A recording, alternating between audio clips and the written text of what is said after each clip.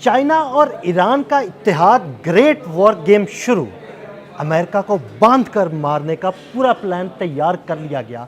ये प्लान क्या है, कैसे अमेरिका को शिकस्त दी जाएगी, इस बारे में आमिर रज़ा से बात करते हैं। आमिर भाई, एक ज़बरदस्त किस्म की खबर सामने आई है।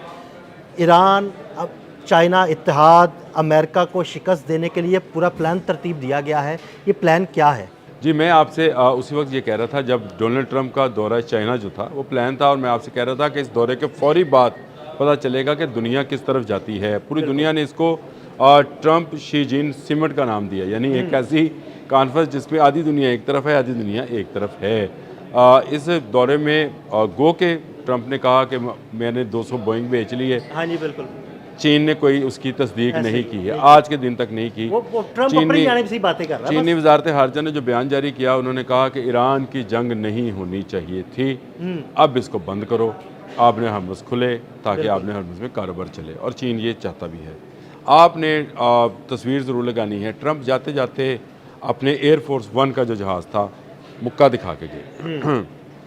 आ गई अपने तहाइफ, ये सारे उस पर सोशल मीडिया पे ये खबर है कि अपने तहाइफ भी शायद छोड़ गए, लेकिन वो खैर वो गैजेट्स उसमें ना हो, गैजेट्स थे या जो भी चीज़ें थी वो उन्होंने एक डस्टबिन रखी हुई थी, उसमें फेंकते रहे। चले वो एक तरफ रखते हैं उस बात को कि वो किया उन्होंने।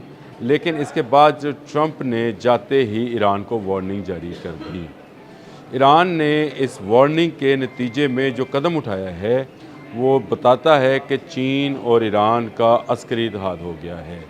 ये अस्करी इत्तेहाद जो है ये आने वाले दिनों में आपको अगले चंद रोज़ में नज़र आना शुरू होगा।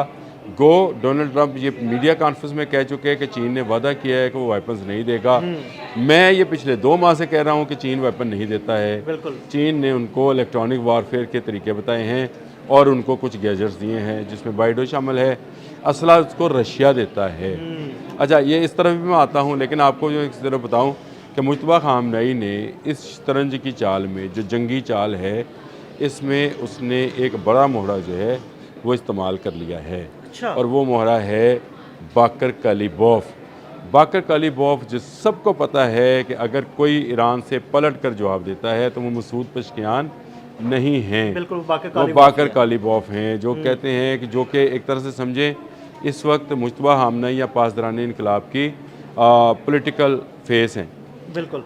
उनको एलची मुकर्रर किया गया है चीन के लिए। सही। ये है वो वार्निंग, ये है वो धमकी जो कि डोनाल्ड ट्रंप को दी गई है कि वो बंदा जो जंग से पीछे नहीं हट रहा वो बाकर कालिबोफ है। पूरी दुनिया में ये मुज़ाकरात करने के लिए भी बाकर कालिबोफ ही आए थे ना। हाँ जी, बिल्कुल। पाकिस्तान जो आए थे, और बाकर कालिबोफ उनकी असम्बली के स्पीकर भी हैं और सबसे ज़्यादा पासदारानी इनकलाब के पसंदीदा लीडर हैं। और बड़े जीदार लीडर हैं। अब ये मसूद पेशकियान और अब्बास अरागची जैसी पॉलिसी नहीं रखते हैं, जो कि उनकी पॉलिसी भी ठीक ही होगी, क्योंकि वो चाहते ये हैं कि इन मामलात को मुज़ाकरात के एक ज़रिए हल किया जाए। लेकिन बाकर कालिबोफ वो शख्स हैं जो कि जिसको कहते हैं सरे मुँह, यानी बाल के कोने जितना भी वो न्यूक्लियर का जो ईंधन है, या उसको क्या कहेंगे, जो अफजुर्दा यूरेनियम है, वो देने को तैयार नहीं हैं, जंग करने को तैयार हैं। और उनके बयानात पिछले 1.5-2 माह से जब से ये चीज़ें सामने आना शुरू हुई थी, जंग शुरू हुई थी, 40 रोज़ा जंग रही, सबसे ज़्यादा अग्रेसिव बाकर कालिबोफ ही रहे। हमेशा से ये कहते रहे हैं कि भाई बदमाशी करोगे तो उसका मुंह तोड़ जवाब मिलेगा। और आपने हरमज़ा बकी वाली पिछली वाली जो माजी वाली है, उस सूरत हाल में कभी नहीं जाएगी। हमने ज़रा ढील दी रखी, दुनिया ने यह समझा कि इनकी है, वो हमारी है। तो आपने हरमज़ उन 14 गुजरगाहों में से एक गुजरगाह है जो कि बहुत ही इंपॉर्टेंट है, और ख़ासकर गल्फ़ के लिए तो बहुत इंपॉर्टेंट है, हमारे रीजन के लिए भी बहुत इंपॉर्टेंट है। यहीं से सारी तजारत और तेल जो है आता और जाता है, गैस भी आती है।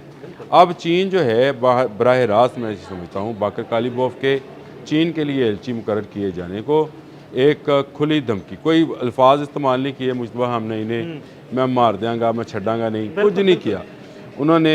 जो डोनाल्ड ट्रंप की धमकी है कि आने वाले चंद दिन के अंदर ईरान अपना फैसला करे, नहीं तो उनके साथ बड़ा बुरा सलूक किया जाएगा। आज भी ट्रंप का बयान है। लेकिन ये सारा मामला जो है अब चीन जो है वो संभाल चुका है, और चीन पहले भी असला नहीं दे रहा था। मैं दोबारा बता इसलिए रहा हूँ, मैं क्योंकि मैंने एक बात से लिंक करना उसको, वो इसलिए बता रहा हूँ कि ईरान को शुमाली कोरिया और रूस जो हैं टेक्नोलॉजी देते हैं।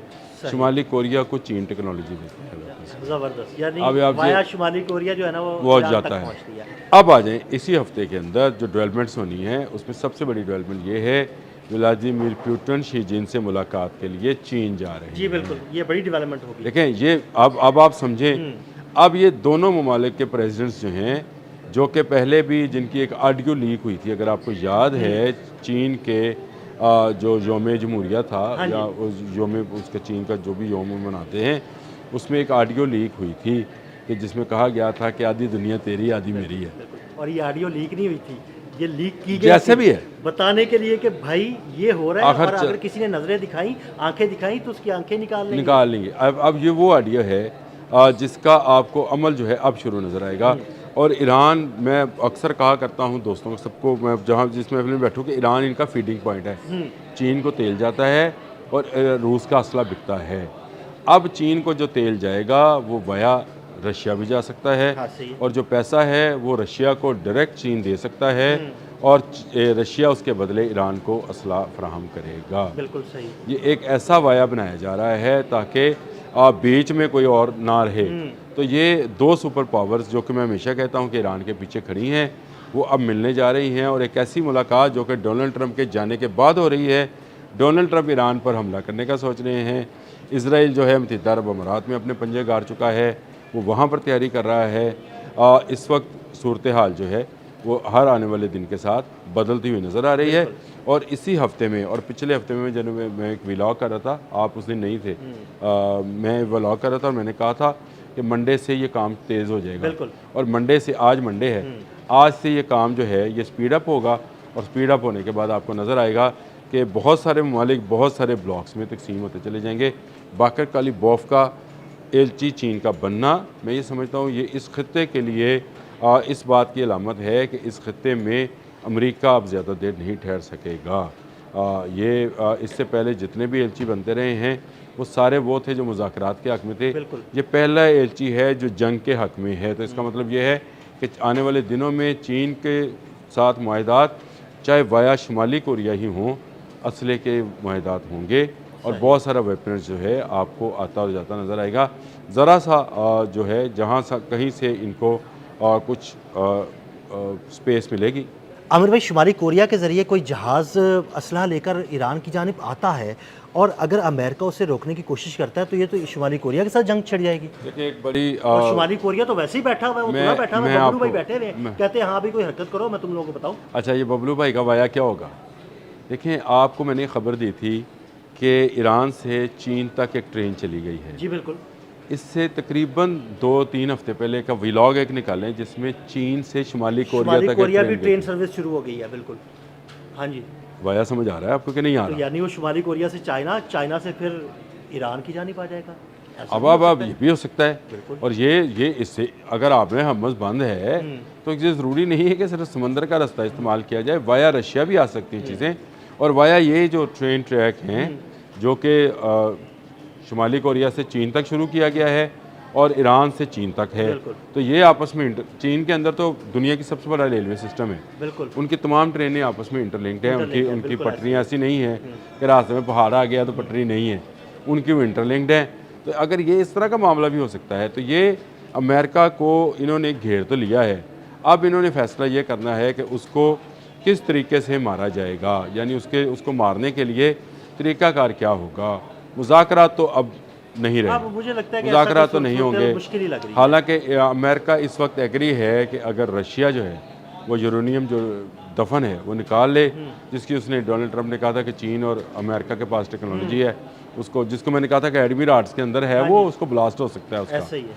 तो वो निकालने के वो कह रहे हैं कि रशिया को निकाल कर दे दे। लेकिन मेरा ख्याल है रशिया और चीन ये फैसला कर चुके हैं कि ईरान के साथ मिलकर अमेरिका को मारा जाएगा, और बहुत मारा जाएगा। और आप याद रखिएगा, आने वाले दिनों में, आप अगले माह में देखेंगे कि बहुत सारी इकॉनमी जो है अमेरिका से भी शिफ्ट हो जाएगी। कहीं यूरोप में जाएगी, कहीं रशिया में जाएगी, और कहीं चीन में वापस चली जाएगी। ये है अमेरिका के लिए बड़ा सेटबैक है। और अमेरिकी लोगों के लिए मैं समझता हूँ कि आने वाले दिनों में ज़्यादा सख्त वक्त आने वाला है। बहुत शुक्रिया आमिर भाई। आमिर भाई ने इस मामले पर बड़ी तफसील के साथ रोशनी डाली। मज़ीद अपडेट्स के लिए हमें फॉलो करते रहें। अदील अहमद और आमिर रज़ा को इजाज़त दीजिएगा। अल्लाह हाफ़िज़।